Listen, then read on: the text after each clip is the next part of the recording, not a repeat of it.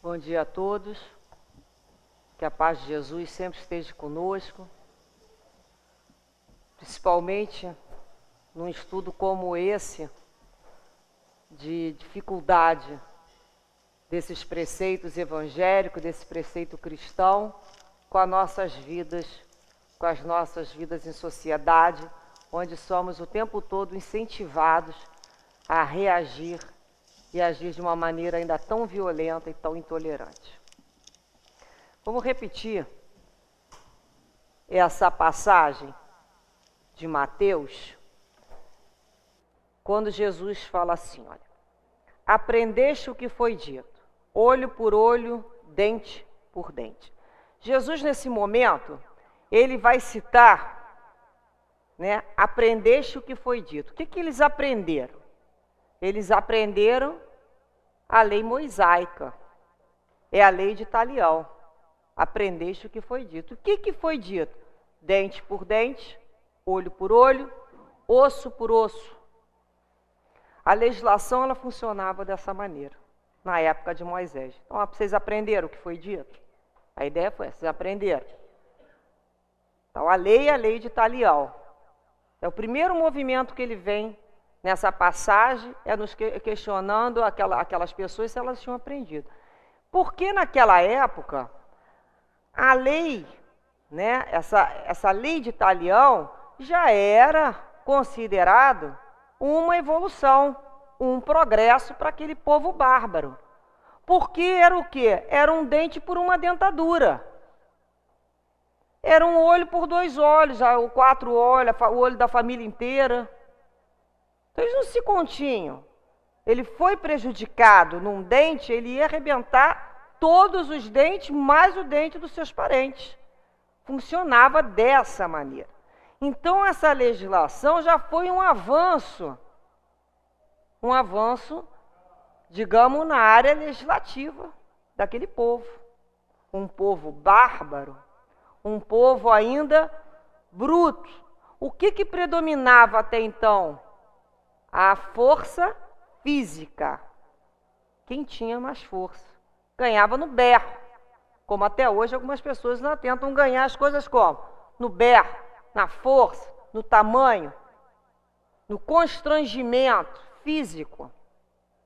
Então, por isso que Jesus vem primeiro colocando a questão do que vocês aprenderam. Na realidade, ele vem, nós vamos começar a compreender que existia nessa legislação a questão da proporcionalidade já. Um olho por outro olho, um dente por outro dente. Eles se acreditavam fazendo justiça. Então agora isso é justo. Estava errado tirar uma dentadura por causa de um dente, mas um dente por um dente está certo. É justo. Então a gente tem sempre que examinar uma lei naquele contexto social, naquele momento histórico, com o costume daquele tipo de povo. Você não pode trazer isso para hoje e falar, nossa, que absurdo. Não, naquele momento ela era adequada. Ela tanto é que é uma lei positiva, ela funcionou. O povo judaico, pelas ordenações de Moisés, eles têm que amar a quem? Amar os amigos, amar até os estrangeiros. É permitido que eles amem. Só que logo após vem Jesus. Então, primeiro ele inicia a frase dizendo, aprendeste o que foi dito. Agora, eu, porém, vos digo, ou seja, eu trago uma nova ordem, eu lhes dou um novo preceito. Não resistais ao mal que vos queiram fazer. Então, esse é o primeiro momento. É a lei do amor, que ordena a não resistência ao mal, anrisa, que os hindus chamam, não resistir ao mal, não lutar contra o mal, não alimentar o mal. Nós vamos aprendendo com os estudos que o mal, ele não tem existência real. O mal é uma criação temporária, fruto ainda dos nossos comportamentos, da nossa forma de pensar. O mal não existe. O mal é uma criação temporária. Então, quando Jesus vem a ordenação da não resistência, que logo depois ele iria exemplificar, né, com o próprio comportamento dele, quando ele se permite ser preso, ser machucado e ser levado para ser assassinado na cruz, como um cordeiro, quieto. Você não vê Jesus estribuchando, batendo o pé. Ele não resistiu. Como não podemos também lembrar de uma figura que já não tem tanto tempo assim, que foi Gandhi. Né? O que Gandhi fez na Índia? A luta da não resistência. Não tem luta, não tem resistência. Ele não reage contra. Ele não fica puxando para o lado contrário. Ele serena. Típico, né? Essas pessoas que elas não são mais reativas. Vocês reparam como é que a gente é reativa? Alguém puxa a gente para cá, a gente dá um safanão para o outro lado com o braço. Por quê? Porque a gente é reativo ainda. Nós já temos um comportamento automatizado nas reações proporcionais. E às vezes um pouco além. Ainda vai além, um pouquinho mais. Então Jesus, quando ele foi preso e assassinou, o que a gente lembra que ele pediu a Deus? Pai, perdoa-lhes. Eles não sabem o que fazem. Não foi isso que Jesus falou? Ainda pediu perdão para os seus algozes, que eles não sabiam o que estavam fazendo. O que não sabia? Será que eles não sabiam o que estavam prendendo? Jesus, independente se Jesus era o Messias ou não, será que eles não estavam percebendo que estavam prendendo um homem, que estavam levando aquela situação? Não, aquilo ali era aquele momento daquele povo. Mas o que Jesus quer dizer um pouco mais? Não sabem o que fazem. Quantos passaram por Jesus escarnecendo aquela situação, mexendo com a cabeça, questionando a ele, você não é filho de Deus? Se faz soltar daí. Sai daí dessa cruz. Zombando dele. Né? O que acontece? O que Jesus fala não sabe? Que lei que ele quer dizer da nossa ignorância ainda naquele momento? Da lei do retorno. É a lei do retorno. Será que a gente sabe que um ato nosso vai ter consequências no nível proporcional? É a lei da vida, é a lei. Isso aí não há como fugir, é a lei. O que hoje a gente colhe? O que se plantou ontem. Ontem, necessariamente, não foi dia 18, não foi mês passado, pode ter sido nessa vida, mas ter sido em reencarnações anteriores, para que hoje eu pudesse estar colhendo tanto as sementes boas como as sementes desagradáveis. Então, quando a gente passa a saber, a gente, mesmo que a gente ainda não tenha desenvolvido o sentimento do amor, né, pelo outro, a gente fica um pouco mais inteligente. Eu vou plantar isso aqui, eu vou colher isso aqui. A gente começa a saber, né, o que está fazendo. Como é que é a nossa culpa, como é que funciona essa questão que se fala da relação de culpa da própria consciência? É quando você tem consciência do que você está fazendo. Você tem entendimento, por isso é que machuca, por isso que incomoda. Quem não sabe, ele não sente. Então é quando Jesus fala, Senhor, perdoa, eles não sabem o que fazem. E a gente vai lembrar lá do Chico Xavier, né? Que Chico Xavier tem uma passagem que ele fala assim, meu filho, se fulano matou, se feriu, se assassinou, louvado seja Deus. Que ele tenha forças para suportar a lei, que um dia vai chegar para ele. Para que adianta eu ir lá e dar mais uma martelada no prego do camarada? Ele não vai ter que se encontrar com a lei? Vai. Que ele tenha forças, então. Ele não está tendo força para fazer aquela situação de desvio da lei? Que ele tenha forças para suportar a lei quando chegar. No livro Jesus no Lar, tem uma passagem, chama-se A Necessidade de Entendimento. Livro Jesus no Lar, psicografia de Chico Xavier, pelo espírito Neio Lúcio, tá? A mensagem 35, A Necessidade de Entendimento, sobre os companheiros estavam reclamando sobre o encontro na rua, né, com essas pessoas que às vezes tratam mal o outro, oferecem o que elas têm de ruim. Então, um grande explicador dos textos de Job, ele possui uma singular disposição para o serviço da compreensão e da bondade. Ele, amparando certa ocasião um aprendiz irrequieto, tinha um aprendiz irrequieto que frequentes vezes se lamuriava dos maus tratos que recebia na praça pública. Então ele saiu na companhia desse discípulo, implorando esmolas para o serviço do templo, para ensinar o discípulo diante das ruas ali de Jerusalém. A maioria dos transeuntes dava ou negava com indiferença, mas numa esquina movimentada, um homem vigoroso respondeu-lhe às rogativas com aspereza e zombaria. Nós já recebemos aspereza e zombaria? Já, né? Em algum momento, todos nós passamos por essas situações. Então o mestre tomou o aprendiz pela mão e ambos o seguiram cuidadosos. Não andaram muito tempo e viram aquele moço cair no chão, ralado de dor violenta.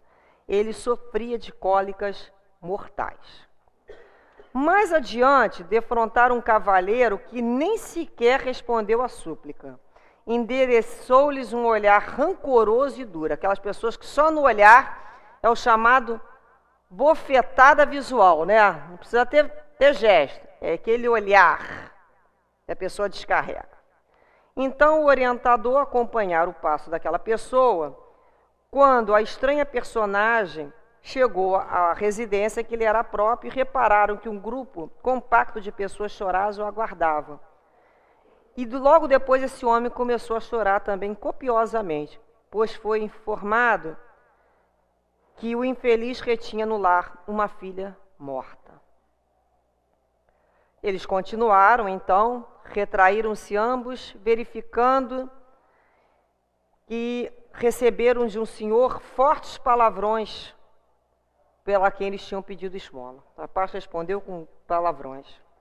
Eles repararam, meia hora depois de observação, que aquela criatura não passava de um louco, uma pessoa louca. Em seguida, começaram a ouvir frases atrevidas de um velho que prometia prisão e pedradas. Mas depois descobriram que ele era simplesmente um negociante falido que se convertera de senhor em escravo. Lá pelas tantas, o mestre conversa com o discípulo. Guardaste a lição? Aceita a necessidade de entendimento por sagrado imperativo da vida. Nunca mais te queixes daqueles que exibem expressões de revolta e desespero nas ruas. O primeiro que nos surgiu à frente era um enfermo. O segundo aguardava a morte em casa. O terceiro padecia loucura. E o quarto experimentava a falência. Na maioria dos casos, quem nos recebe de mau humor permanece em estrada muito mais escura e mais espinhosa que a nossa. Então é quando a gente olha e vai começar a pensar uma outra coisa. Que quem agride está doente. Porque quem está são agrada. Pessoa que está doente, às vezes, do fígado, está doente da alma, ela não conseguiu trabalhar aquela dor dentro dela. Ela transmite. E não percebe que quando ela transmite aquilo para os outros, ela atrai outros que pensam daquela forma, daquela maneira. Então é a lição do entendimento com esse outro. Quem é esse outro? Será que não é um doente? Será que esse outro merece mesmo que eu perca, né, toda um pouco da fixação do conhecimento que a gente já começa a melhorar aqui como espírita? Quanto tempo a gente faz prece? Que vem à casa espírita, assiste reunião, chega em casa, ora antes de dormir, ora ao levantar, para quê? Para manter uma condição de saúde espiritual, para viver, de proteção mesmo. Manter um mínimo de equilíbrio. daqui a pouco, por uma invigilância, o outro nos aciona e a gente põe para fora. Aí a gente perde aquilo tudo que a gente amealhou. Aí já é um olhar, já é uma palavra rancorosa, foi um desaforo. Ah, mas também ele passou do limite. Que limite? O que é o limite? O limite é uma concepção mental. O meu limite é diferente do outro. Para umas pessoas, pisar no pé de alguém é o limite suficiente para um homicídio. Olhar para a esposa de alguém já é o suficiente para o fim da vida daquela criatura. Será que esse limite, a gente não vai ter que aprender a estender mais esse play? Né? O que é esse play aí? Vamos aumentar esse play. Vamos começar a estender a necessidade de ter mais tolerância. Porque conforme eu desenvolvo a tolerância com o outro, e é difícil, a gente sabe que é difícil, a gente vai aprendendo a ser mais resistente. Lembra um fio que passa uma energia? O que ele tem? Resistência para suportar altas pressões. Cada vez mais se tornando mais resistente. Então, na realidade, a história nunca foi nossa com o outro, não. A história sempre foi nossa com Deus. O outro é apenas o instrumento que vai me proporcionar desenvolver mais resistência. Vamos continuar. Continuando essa passagem de Mateus, Jesus fala assim, olha, que não resistais ao mal que vos queiram fazer. Mas se alguém vos bater na face direita, apresentai-lhe também a outra face. O que ele quer dizer apresentar a outra face? Apesar que aqui em Mateus ele fala em face direita, e Lucas não fala nada. Dificilmente a pessoa, até se a gente passar para raciocinar, não atinge primeiro a face direita. Geralmente se atinge primeiro a face esquerda. Face até a mão direita está mais próximo. Mas essa passagem, na realidade, ela é um simbolismo. Porque isso para eles naquela época era uma chamada de brio, de dignidade. Até hoje, né, as pessoas não falam. É ruim, botei no meu rosto, né, aquilo ficou como o emblemático da dignidade. Quer dizer, bate na perna pode, né, no braço, mas no rosto, no rosto não. O rosto deve ter uma coisa mais importante do que a outra. Tem da cabeça, deve ficar do cérebro, mas o rosto é a questão do emblema, do orgulho mesmo, dessa dignidade que foi exaltada durante tanto tempo. Então, quando ele fala, né, oferecer, apresentar a outra face, significa claramente o perdão que não revida na mesma moeda, né? A outra face é uma prece, é um benefício para aquela pessoa que fez aquilo com a gente. Em João, capítulo 18, no versículo 22, Jesus, quando foi preso, foi levado lá para o Sinédrio e perguntaram a ele, né? Os judeus se juntaram e começaram a fazer aqueles interrogatórios daquele momento. E Jesus, quando começam a perguntá-lo, ele fala assim, para que me perguntas a mim? Pergunta aos que me ouviram, o que eu lhes ensinei, eis que eles sabem o que eu lhes tenho dito. Pergunta para mim não, o que eu falei, pergunta para quem eu ensinei, eu ensinava em praça pública, aberto, né? E tendo dito isto, um oficial que ali estava deu uma bofetada em Jesus, dizendo, assim respondes ao sumo sacerdote? Então Jesus levou a sua bofetada. Calou-se, né? Então ele exemplificava, todos os preceitos do Cristo foram exemplificados por ele. Olha, né, a dignidade, para ele não se encontrava ali. Ele olhou aquele oficial, aquele funcionário, como uma criatura ainda desprovida de percepções, de discernimento, de entendimento do que é ser irmão. No segundo momento, ele continua assim, olha, E se alguém quer entrar em litígio contra vós para tomar a vossa túnica, entregai-lhe também a capa. Entrar em litígio, que é litígio, né? Um processo judiciário. Levar-lhes ao tribunal para tomar a vossa túnica. Já em Lucas, Lucas fala para tirar a vossa capa dele a túnica. Que diferença isso faz? É importante não lutar para não perder a paz. Mas naquela época, a túnica era a peça mais importante dos israelitas. Era o principal, era a túnica. A capa era o supérfluo, a capa era aquilo que se jogava pelo ombro. Então, mais condizente é a descrição de Lucas. Se alguém te pedir o supérfluo, que é o manto, a capa, dá também a túnica. Não faça por menos. Dá o mais caro, dá o que eles estão valorizando. Tanto é que as vestes do Cristo foram sorteadas. Primeiro tentaram rasgar, só que ela era inconsútil, né? Ela não tinha costura.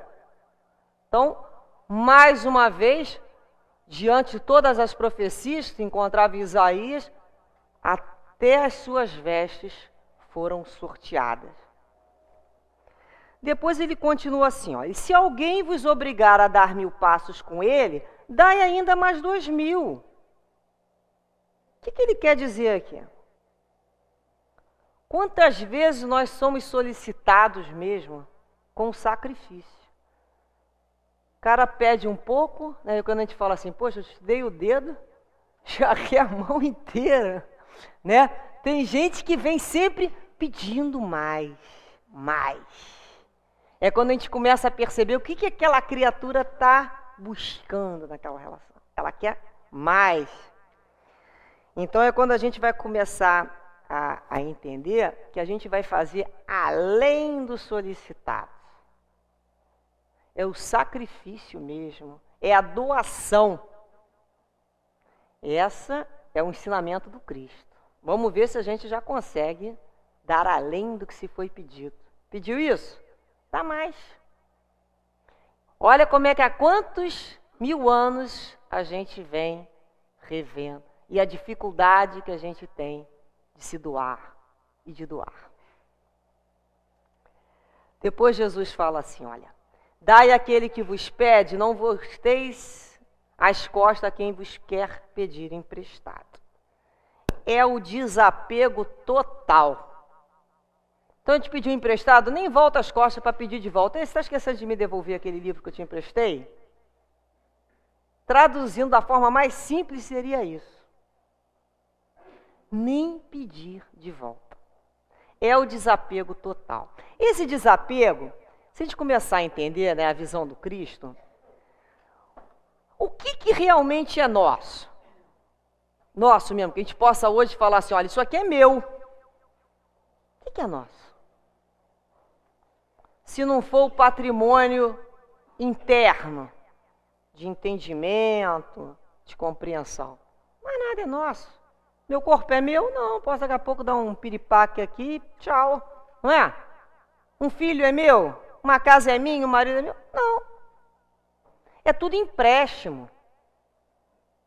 Eu posso ter lá no cartório uma propriedade, um registro, mas eu sei que não é meu na legislação, até para a gente resolver aqui questões materiais. Mas meu mesmo não é. Se eu tivesse que sair correndo, o que nós levaríamos? Nós. O que nós nos atrairíamos para carregar? E se a gente também pensar assim, o que eu trouxe lá do plano espiritual? O que eu trouxe quando vim reencarnar? É o que eu vou levar. Um pouco mais, com um caldo mais apurado. Não é assim? Então é o desapego. É aprender a desapegar desde já.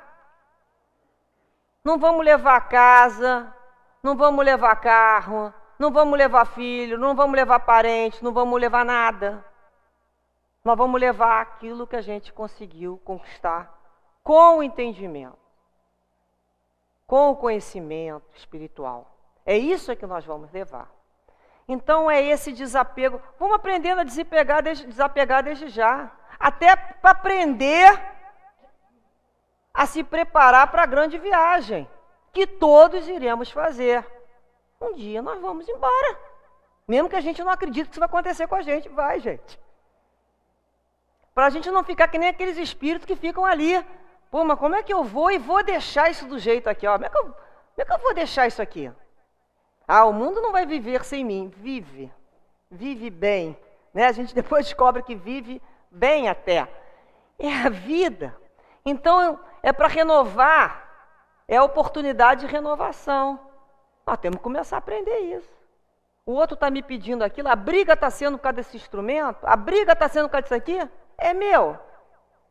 Quem me deu? Deus que me emprestou isso, não é meu. Estou brigando por causa de uma casa. A casa é minha? Deus me emprestou. Meu Senhor, nada me faltará. Não é assim que a gente fala? O Senhor é meu pastor, nada me faltará. Será que o meu pai, que não me deixou faltar nada e me emprestou aquela situação, não vai ter uma outra situação para albergar o seu filho? Cadê a minha fé? Nós não falamos, o Senhor é meu pastor e nada nos faltará. A gente não está aqui toda hora repetindo, Pai, seja feita a vossa vontade. E nesse momento, é a falta de fé que nos faz, às vezes, como criança, brigar por brinquedos, que não sabemos, às vezes, que logo depois teremos que abandoná-los.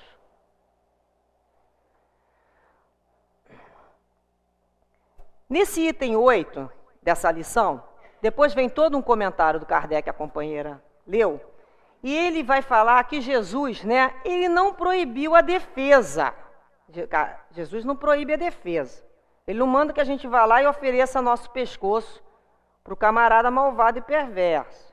O que Jesus condena é a vingança. Ah, ele fez isso comigo? Eu sou boazinha, eu não vou fazer nada não, mas ó, Deus sabe. Tá entregue, hein? Acabou. Né? Gente, é muito bom. Tá entregue. Quando a gente fala essas coisas, a gente é o cristão sem Cristo, não é?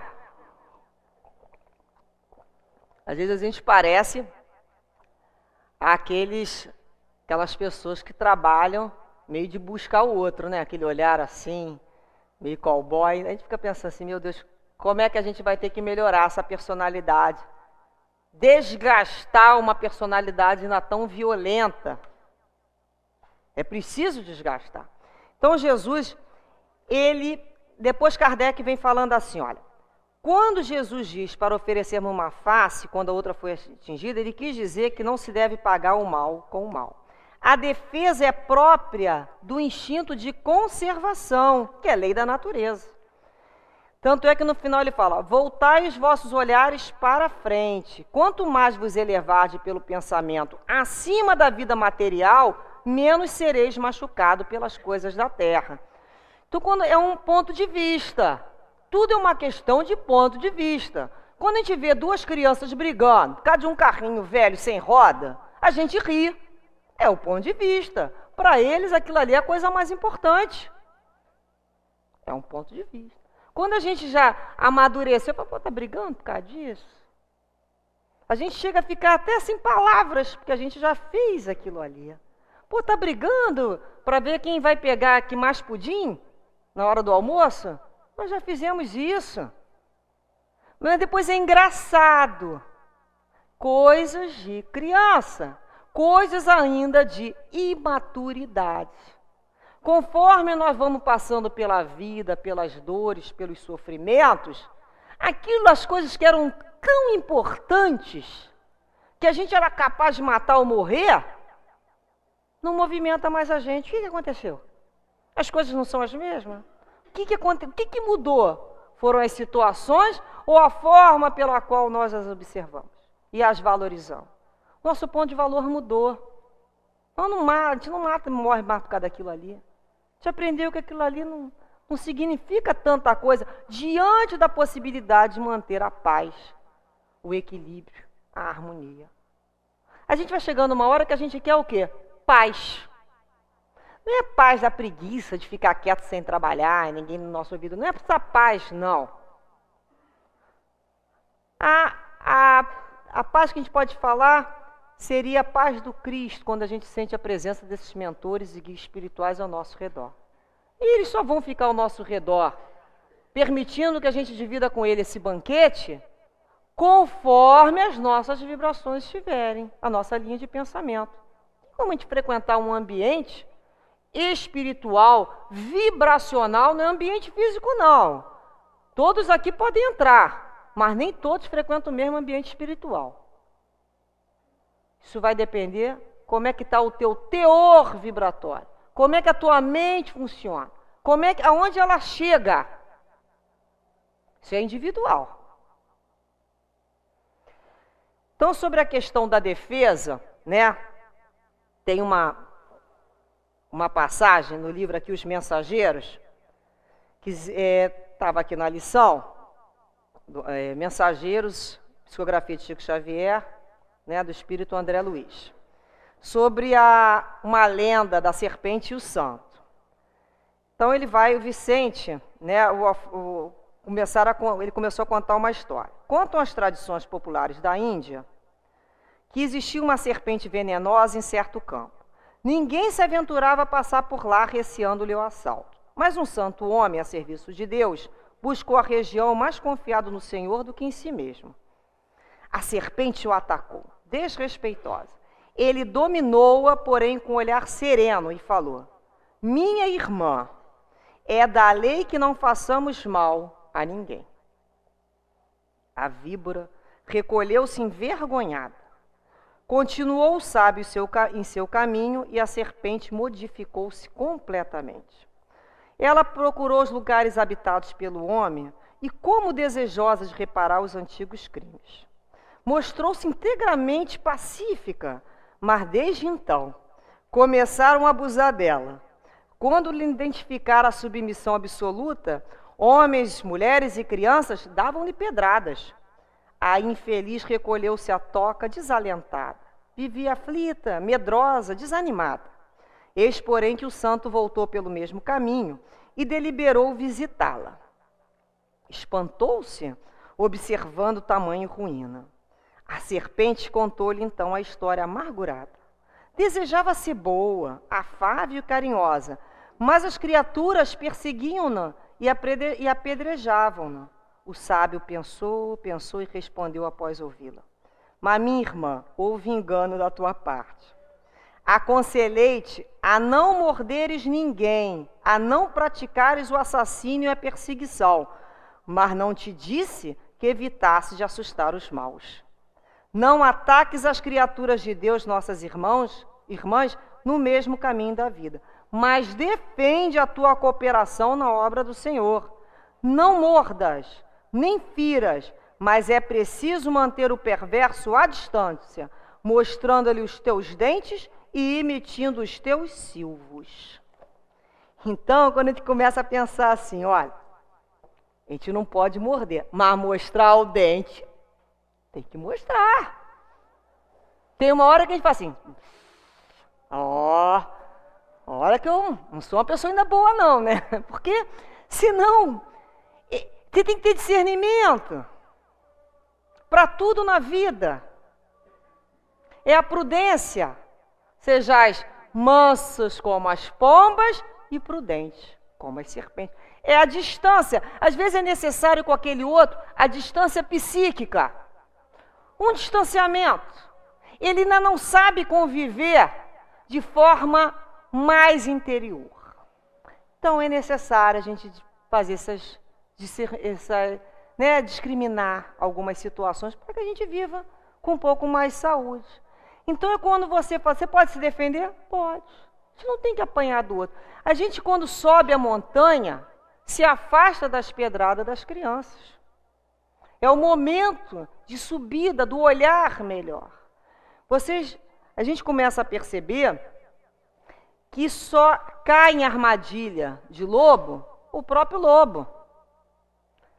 A gente vai começando a aprender a caminhar nessa estrada, nesse planeta, diante de uma diversidade tão grande de corações.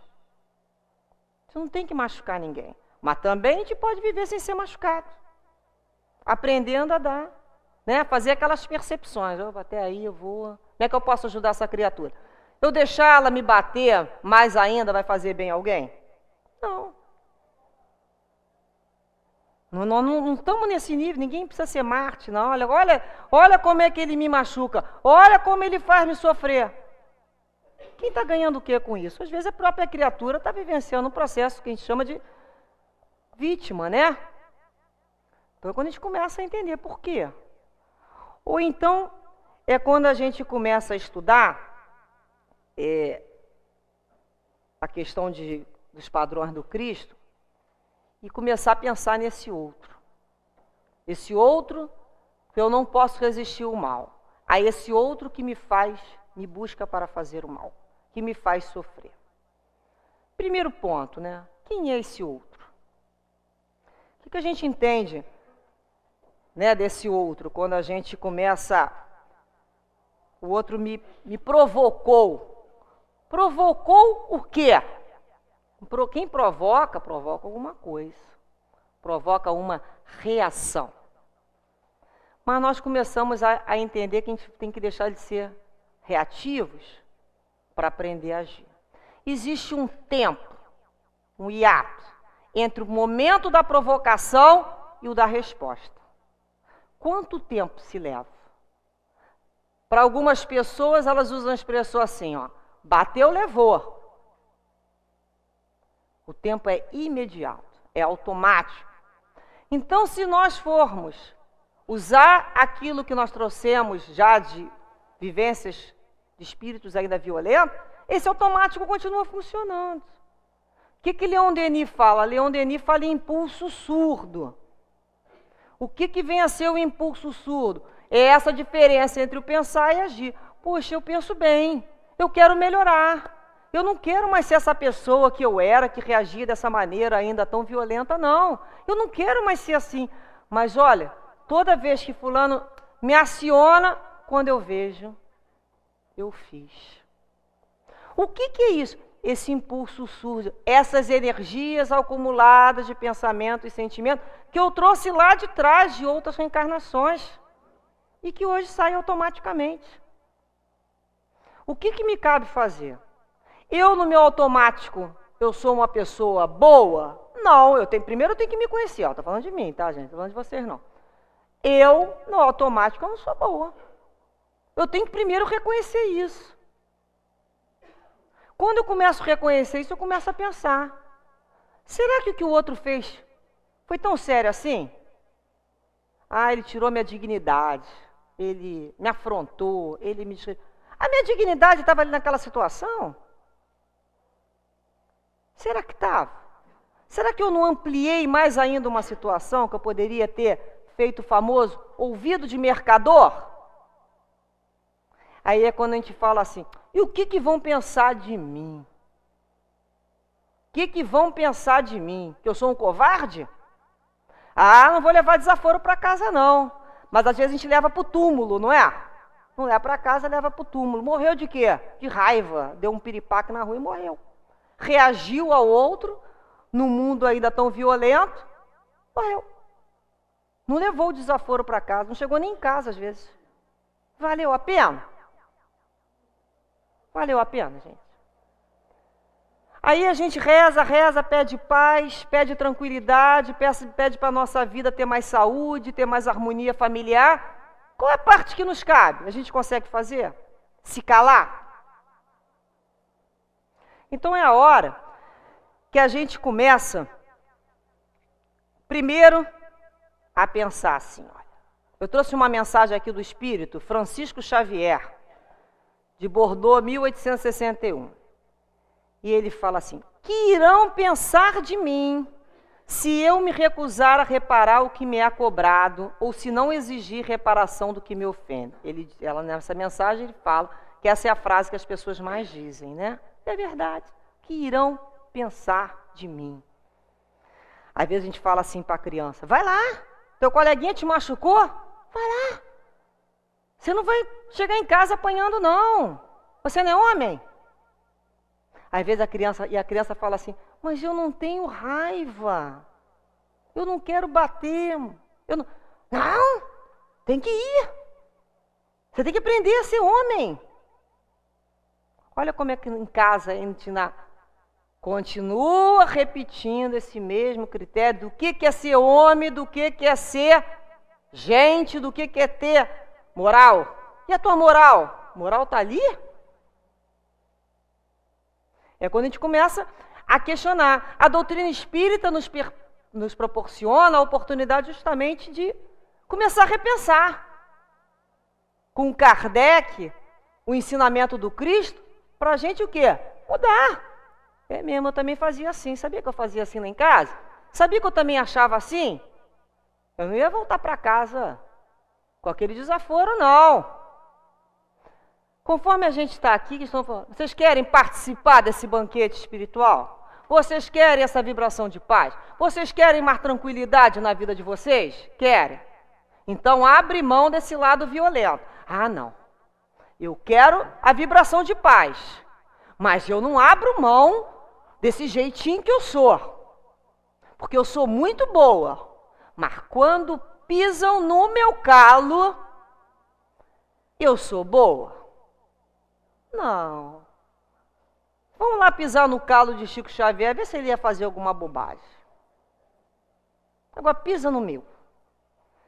É quando a gente se conhece. Então quem é esse outro? Porque o amigo chega perto da gente e fala assim, nossa, como você tá, não sei, começa a contar aquelas historiatas toda, e a gente acredita, né? O fulano é maravilhoso, nossa, que percepção que ele tem.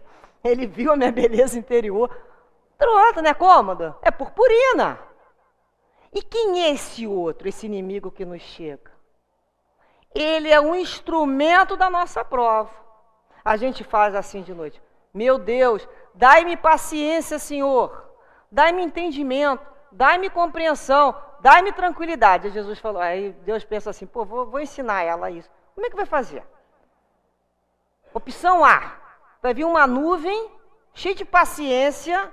E quando eu sair de casa, aquela nuvem espirra em mim e aquela paciência entra pelos meus poros. Opção B, eu encosto perto de uma pessoa muito paciente e fico ali me friccionando a ela até a paciência dela passar para mim. Não. Opção C, vou te dar uma pessoa que vai te perturbar muito até você aprender a ficar quietinho do lado dela. Gente, vai ser assim. Opção C. Então é quando a gente começa a perceber que vai ser assim as lições. É aquele outro que vai acionar o que eu achei que eu não tivesse. Teve uma vez que eu estava me sentindo muito bem, né?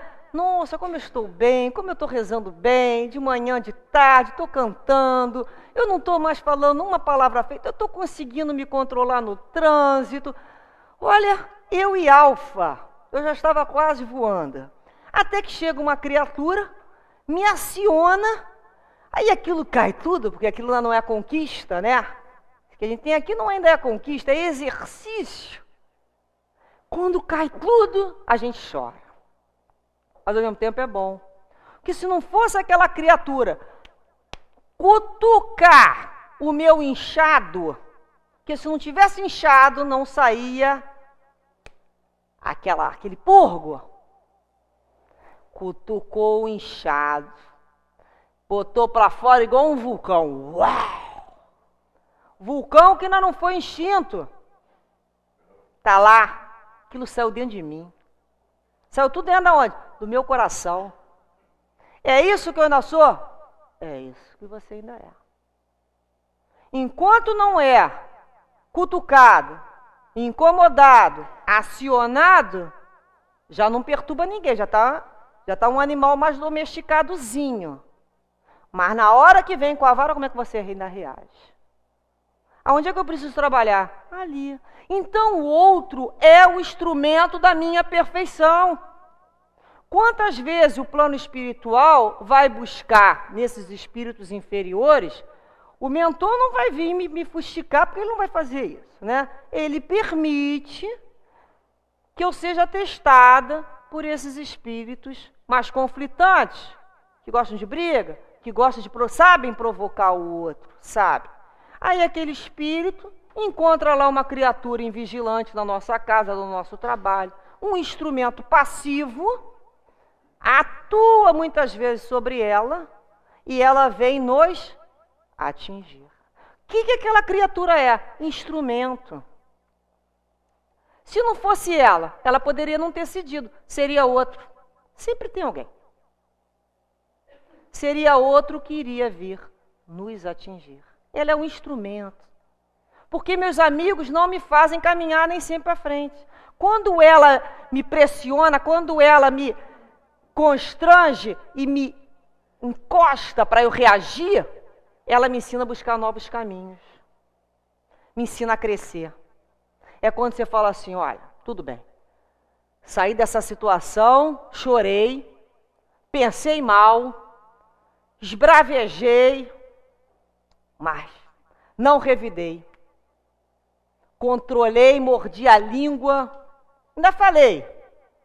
A gente ainda fala, né? Pensa. Mas é um processo. Se é um processo, é aos poucos, aqui não tem santo. Ah, não me incomodou em nada. Não, incomodou sim. A gente não tem que ficar negando o que incomoda, não. É importante sentir essas emoções e começar a designá-las. O que é isso que eu senti?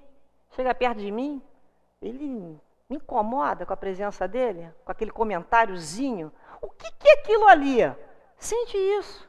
Por que incomoda? O que isso vibra dentro de mim? É competição? É despeito? É a vibração? A gente começa a ter mais tolerância. Espera aí, mas qual o recurso que um cristão tem para eu dar essa solução? A solução tem que ser cristã. E a solução cristã é a compreensão, é o amor, é o entendimento. É a prece. Meu Deus, me ajuda. Meu mentor espiritual, me ajuda a resistir a isso aqui. A calar.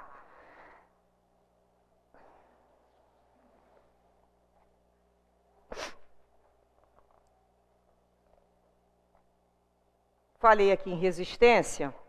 Quando ficamos mais resistentes, ela vai ajudar a gente a passar nos testes de paciência, né? Com mais resistência, a gente passa no teste de paciência e o teste do silêncio.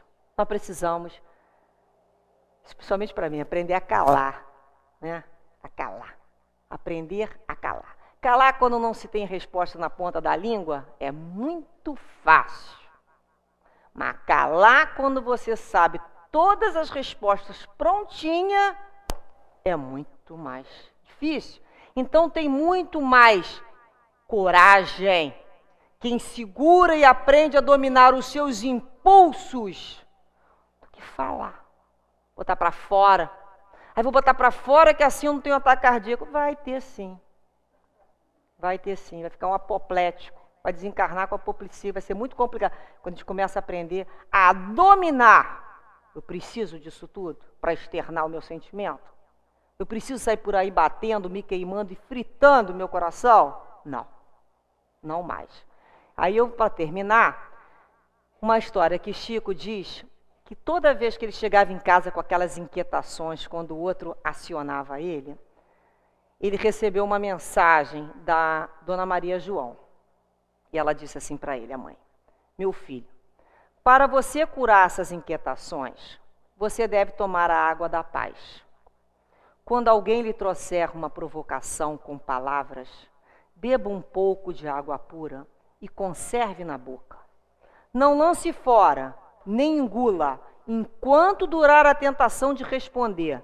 Guarde a água da paz banhando a língua. Logo depois ele recebe uma mensagem de Casimiro Cunha. Meu amigo, se desejas paz crescente e guerra pouca, ajude sem reclamar e aprende a calar a boca. Então, que dessa maneira a gente tenhamos, então, a compreensão de nos calar em nome da saúde, em nome da paz, do mundo melhor, de uma família melhor, de uma casa melhor, do nosso corpo físico e espiritual mais sadio. Vamos fazer a opção pela paz. É a nossa opção. E que com certeza Jesus vai nos abençoar e renovar as nossas resistências e forças para suportar essas situações. Que Jesus nos abençoe.